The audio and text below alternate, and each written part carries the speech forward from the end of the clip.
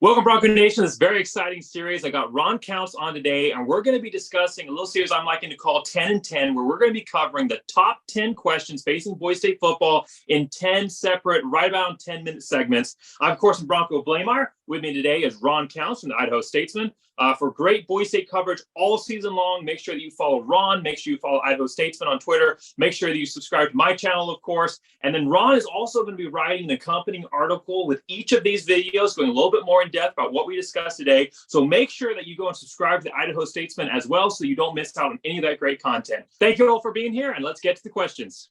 All right, well, here we are at our final question in the 10-part series. It's been a great ride. Make sure you guys go back and watch every single one of the videos that came beforehand. Every single one of these questions have been very in-depth, very impactful. There's been an article to accompany every single one of these that Ron Counts has written, so make sure you go and check all those articles as well. I'll throw the link to the entire series in the description of this video. But the question we're talking about today is, what kind of expectations and pressures is Avalos facing this season? It's his third year at Boise State.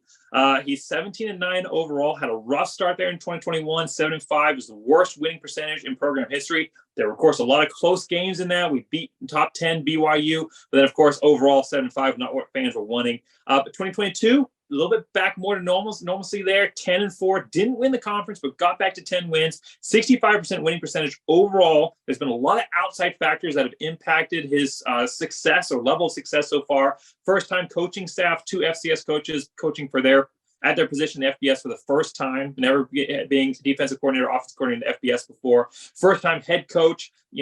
Coverage were a little bit bare after Harsin left at the assistant coaching positions. Ongoing offensive line issues dating to Harsin. Extremely tough schedule in 2021.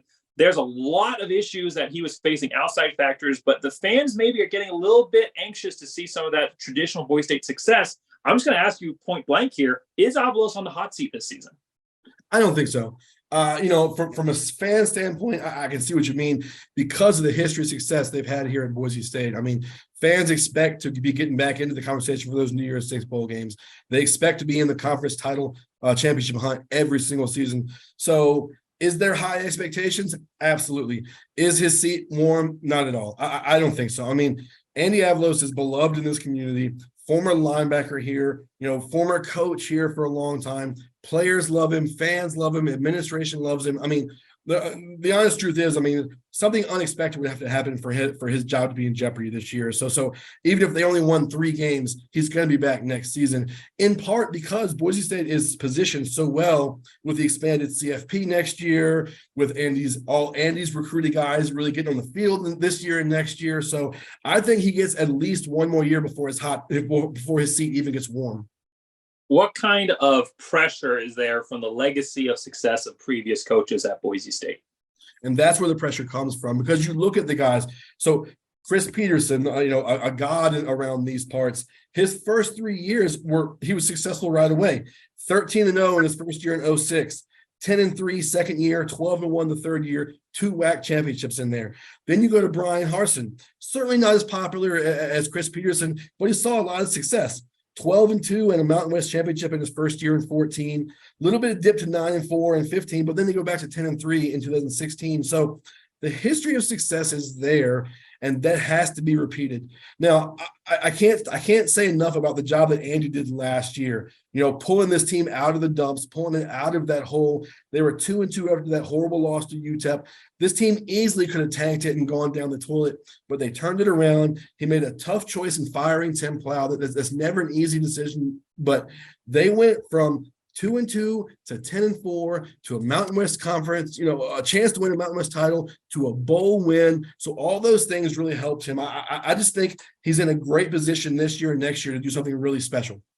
That third year is always a pressure year for coaches, especially if they haven't produced with a Fiesta Bowl win right off the bat, which is very rare. I will say that for first-time coaches to do that. In fact, the Boise State had 2 back-to-back coaches do that in their first year is pretty much unheard of across the league.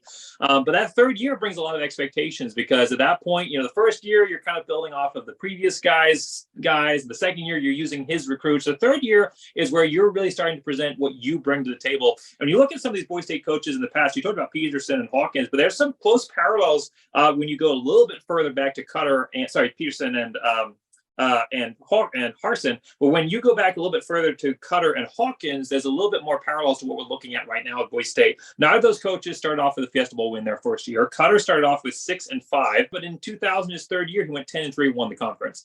Hawkins started off 8-4, so similar to that 7-5 start, but in his third season, he went 13-1 and won the conference undefeated in conference play. So is there an expectation of 10 wins this season? Is that what it's going to take? Is that enough to settle some of those disturbances in the Boise State fan base, disturbances in the force there and the fan base? I mean, winning, solves a lot of problems. But in my opinion, 10 wins is not enough this year. I mean, they can very easily get to 10 wins with a good regular season and a bowl win. But in my opinion, they need a Mountain West championship this year. That's the expectation this year. That's what the fans want. In part because they've been there. They've been so close. And 2 out of the last 3 seasons, they've been in the championship game and lost. They lost to San Jose State in 2020. They lost to Fresno State last year. So they've got to climb that mountain. They've got to get back there, and they need to bring home that Mountain West gold this year. A bowl game is great. A lot of wins are great, but nothing matters more than a Mountain West championship. Long term here, say that Avalos is able to go get that Mountain West championship this season. Long term, for Boise State fans to be happy with his term here at Boise State, does he need that Fiesta Bowl win? You look at Harsin, who was very successful at Boise State, had multiple 10-plus win seasons, multiple conference championships, and there was still a lot of grumblings in the fan base from season to season that we didn't end up being that team that was competing for those Fiesta Bowls. Is that the expectation at Boise State? Compared to the rest of the group of 5, Boise State's a little bit of a different beast. Is Fiesta Bowl or New Year's Six playoffs, is that the expectation for coach at Boise State? Absolutely, because the fans of this program got used to, but in that 2008 to 2012 window, they got used to being on the national spotlight. That Fiesta Bowl win, all the wins they put together, that got them on the national showcase. And nothing gets you talked about more nationwide than bowl wins and being in a Power 5 conference. Those are the things that Boise State needs long term. But the great thing is for Avalos, he's in position to get at least one of those things, because starting next year, the CFP expands to 12 teams. The 6th highest ranked conference champions get that automatic qualifier, and Boise State's in a great position to do that. I mean, they're going to be the favorite or one of the favorites to win the Mountain West every year. And you look at some of the other teams that have left the group of 5, UCF, Cincinnati, Houston. That doesn't leave a lot of competition for Boise State. You're looking at Memphis, SMU, East Carolina, maybe UTSA, maybe an App State. But Boise State is going to be the favorite to get that 6th conference championship spot every year. And that's going to mean a national bowl game, a national spotlight. So all they got to do is go out and win that game.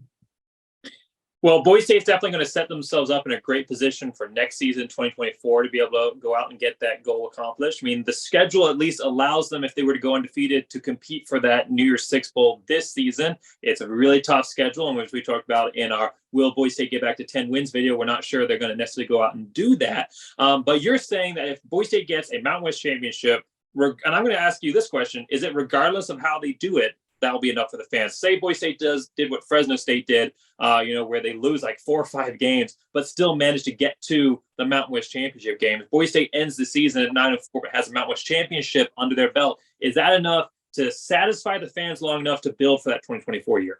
I think so, because of what you just said. That gives them so much momentum going into 2024, which is a huge season. It's that first year where the CFP expands. It's the first year that the team is really, really playing for a chance to win a national championship. So getting momentum going into that season is huge. So yeah, Mountain West title is way more important than wins this season. Mountain West title is way more important than a bowl win this season. They need that trophy to be in that trophy case this year. Well, fans, I'm going to just speak directly to you right now. There is a lot of expectations for this coaching staff, and I believe if we keep sticking with them, what we've seen so far from first season through to the last season and the development we've seen, the recruits that they've brought into this program, where Boise State's building, the money that they're paying their assistant coaches, I think those high expectations that we have in this team are going to pay off if we can stick with the current staff long enough. This is an exciting year for Boise State. It's a developmental year as we've developed Taylon Green, full season as a starter under his belt. We develop Ashton Genty to be that number 1 unquestioned number one guy in 2024. We developed this wide receiver room. We developed the defense, which lost a lot of guys. There's a lot of development going on for 2024. So I do want fans to take a step back and say it's not undefeated or bust this year. Mountain West Championship or being in competition for that would be a huge step, especially considering a lot of the factors they lost on defense. Take a step forward and build for 2024. This is all about momentum and energy building into 2024, that fourth season for Andy Avalos, where he only has his guys on the roster. That is going to be a huge season for Boise State. Let's take a little bit of pressure off the coaching staff this year and allow them to develop their guys and build for that 2024 season while still appreciating the ride that is this 2023 year. So thanks, everybody, for being part of this journey, part of this discussion. It's been 10 great videos. I've loved every single one of them. I'd love to do this again. This has been a fantastic ride.